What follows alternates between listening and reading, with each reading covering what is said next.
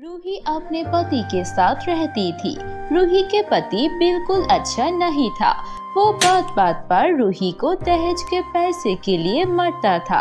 रूही के माता पिता उतने ज्यादा अमीर नहीं थे। वो हर वक्त रूही के पति की सारी ख्वाहिश पूरी नहीं कर सकते थे और इसलिए रूही के पति रूही पर बहुत अत्याचार करता था। एक दिन रूही के पति दारू पी के घर आता है और बोलता है, सुन रूही, मैंने तुझे कितनी बार कहा है कि तेरे माता पिता से मुझे और भी पैसे लेकर दे। मुझे दहेज के पैसे 5 लाख देंगे ऐसा बोला था, लेकिन अब तक सिर्फ 4 लाख ही दिए हैं। अभी भी 1 लाख पैसे बाकी है। तू जल्दी से तेरे माता पिता से मेरे दहेज के 1 लाख रुपए लेकर दे, नहीं तो मैं तुझे मार के इस घर से भगा दूंगा। ये आप कैसे बातें कर रही हो जी? आप तो आज भी दारू पी के आए हो। जल्दी से सो जाओ, सुबह बात करेंगे। अभी आप ठीक नहीं है। बिल्कुल नहीं, तुझे मुझसे अभी बात करनी पड़ेगी। अगर तूने आज के आज मुझे पैसे लेकर नहीं दिए तो मैं तुझे इस घर से भगा दूंगा। मुझे गुस्सा मत दिला। मैं आपको और पैसे नहीं दे सकती।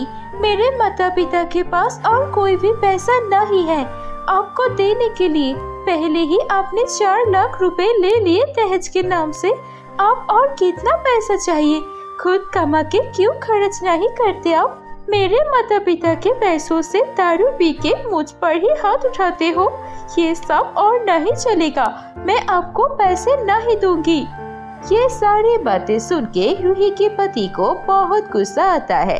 वो रूही को मारने लगता है। मरते मरते रूही के पति उससे धक्का दे देता है और रूही के सर में बहुत चोट लगती है और बहुत खून बहने लगता है। रूही के पति ये देख के घबरा जाते हैं और वो घर से भाग जाता है। 2 दिन तक रूही उस घर पर बेहोश रहती है। उसे कोई भी देखने नहीं आता है।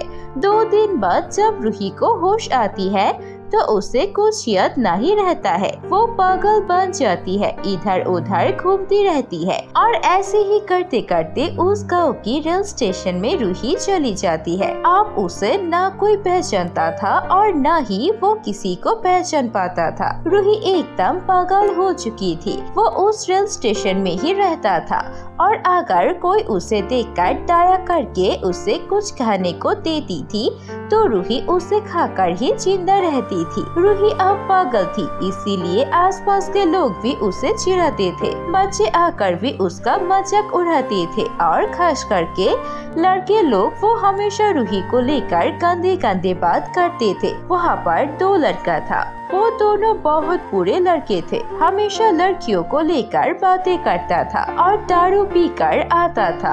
वो दोनों रूही को बहुत दिन से देख रहा था। उन दोनों लड़के के नाम था कुणाल और सुमित। कुणाल सुमित को बोलता है, अरे देख तो, वो पागल लड़की यहाँ पर कितने दिनों से है।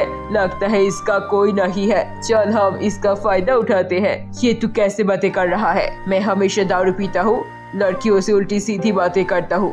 इसका मतलब ये नहीं कि मैं एक पागल लड़की की फायदा उठाऊं। तुझे भी ये सब नहीं सोचना चाहिए। वो लड़की पागल है, उसके साथ गलत मत कर। बेचारी क्या करेगी? सुमित कुणाल को समझाने की कोशिश करती है, लेकिन कुणाल सुमित की बात नहीं सुनता है। वो दोनों वहाँ से चले जाते हैं। कुणाल सिर्फ उस पागल लड़की का। एक दिन रात को कुणाल दारू पी के नशा करके उस रेल स्टेशन में जाता है और देखता है रूही वहाँ पर बैठी हुई है। ये देखकर कुणाल उस पागल लड़की रूही के पास जाती है और उसे छूने लगती है। रूही को जब भी कोई छूता था तो उसे अच्छा नहीं लगता था। वो पत्थर उठा के उसको मारने लगता है, लेकिन कुणाल बहुत ही ज्यादा शक्तिशाली था और रूही पागल था। उसे अपने आप को बचाना नहीं आता था और कुणाल अपनी सारी वायरस रूही पर निकल देता है। ऐसे ही अब हर रात को कुणाल दारू पी के रूही के पास आता था और रूही पागल था। उसे किसी से कुछ कहना भी नहीं आता था। उसे अच्छा बुरा भी नहीं समझ आता था, लेकिन उसे बहुत दर्द होता था। वो अब जब भी कोई लड़का देखता था तो वो डर जाता था। हर रात को वो बहुत घबराए हुए रहता था। ऐसे ही करते करते 1 महीने बीत जाते हैं। 1 महीने बाद पागल लड़की रूही उल्टियाँ करना शुरू कर देती है। उसे कुछ समझ में नहीं आता था, वो उल्टी करता था। आसपास के लोग उसे देखते थे, लेकिन कोई भी उसकी मदद नहीं करता था, क्योंकि वो पागल था और वो देखने में भी बहुत ज्यादा गंदी थी। आसपास के लोग बातें बनाने लगते हैं, लेकिन कोई उसका मदद नहीं करता था। लेकिन कुणाल अब भी रात को दारू पी के रूही के पास आता था और उसके साथ जबरदस्ती करता था। ऐसे ही कुछ महीने बीत जाते हैं। अब रूही का पेट बाहर आ चुका था, वो गर्भवती हो चुकी थी। सभी लोग ये देखकर तरह तरह की बातें करने लगती है। उस पागल के लिए बुरा लगता है, लेकिन कोई भी कुछ नहीं करता है। 2 औरत खड़े होकर बातें करती है। अरे देखो, इस पागल लड़की के साथ पता नहीं किस जानवर ने ऐसा किया। हमें तो उसके लिए बहुत बुरा लग रहा है, लेकिन क्या करूं, इस पागल को तो अपने साथ लेकर भी नहीं जा सकती। तुमने सही कहा, लेकिन हमें इस पागल औरत के लिए कुछ करना पड़ेगा। अगर ये ऐसे रहेगी तो जिंदा नहीं रह पाएगी, और जिसने भी ऐसा किया है उसे भी सजा देना बहुत जरूरी है। उसके बाद वो दोनों औरत पुलिस के पास जाती है और पुलिस को सब कुछ बता देती है।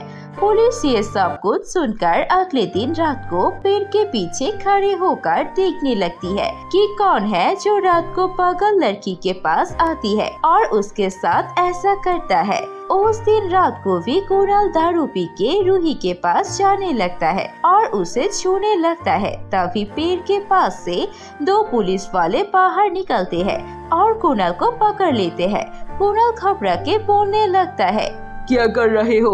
मुझे छोड़ दो, मैं कुछ नहीं किया। मैं तो बस इस पागल लड़की को खाना देने आई थी। बहुत हो गया, हमने सब कुछ देख लिया। तू क्या करने की कोशिश कर रहा था? तुझे शर्म नहीं आती? तू एक इंसान होके एक पागल लड़की की फायदा उठाता है। कैसा इंसान है तू? तू तो जानवर है। अब चल हमारे साथ जेल में, तेरी ऐसी जगह जेल पर है। तुझे ऐसी खुली हवा में सांस लेने का अधिकार नहीं है। उसके बाद वो पुलिस वाले कुणाल को पकड़कर जेल लेकर चले जाते हैं और वो पुलिस वाले रूही को लेकर एक पागल हॉस्पिटल में भर्ती कर देते हैं। रूही अब हॉस्पिटल में रहता है और कुछ महीने बाद एक खूबसूरत लड़की का जन्म देती है। उस पागल हॉस्पिटल का इलाज की मदद से रूही अब धीरे धीरे ठीक होने लगती है। उसका पागलपन अब कम होने लगता है। ऐसे ही कुछ महीने बाद रूही पहले जैसा ठीक हो जाती है। अब वो अपनी लड़की के साथ बहुत ही मेहनत से काम करके एक हंसी खुशी जीवन बिताती है। तो दोस्तों, कैसी लगी आपको हमारी ये कहानी? अच्छी लगी है तो इसे लाइक कीजिए, कमेंट करके हमें बताइए आपको कहानी कैसी लगी और अपने दोस्तों के साथ भी शेयर कीजिए ये कहानी। अगर ऐसी और कहानी देखनी है तो प्लीज सब्सक्राइब कीजिए हमारे चैनल पर। हम ऐसे मजेदार कहानियाँ और लाएंगे।